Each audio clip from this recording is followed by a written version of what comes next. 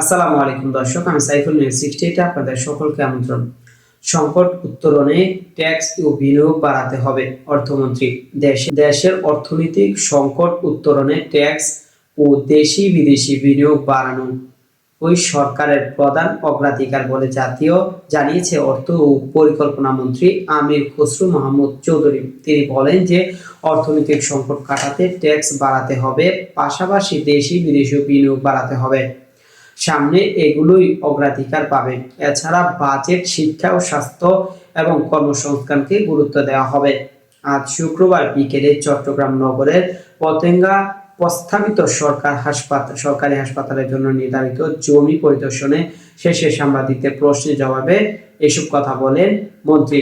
বিনিয়োগ ছাড়া কর্মসংস্থান সম্ভব নয় উল্লেখ করে আমির খসরু মাহমুদ চৌধুরী বলেন যে বিএনপির নির্বাচনী কর্মসূচির মধ্যে কর্মসংস্থান একটি বড় কর্মসূচি, সেই কারণেই সরকার দেশি বিদেশি বিনিয়োগ জোর দিচ্ছে।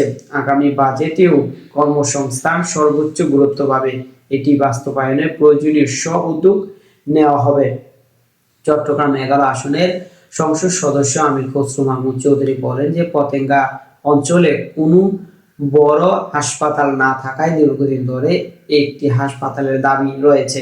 সেই দাবির পরিপ্রেক্ষিতে একটি বড় জেনারেল হাসপাতাল স্থাপনের উদ্যোগ নেওয়া হয়েছে। সেই জন্য বিশেষায়িত সেবাও থাকবে। পাশাপাশি একটি নার্সিং ইনস্টিটিউট এবং টেকনোলজিস্টদের জন্য আলাদা ইনস্টিটিউটের ব্যবস্থা পরিকল্পনা রয়েছে। দর্শক, সাবস্ক্রাইব করবেন, লাইক করবেন, শেয়ার করবেন, কমেন্ট করতে ভুলবেন না।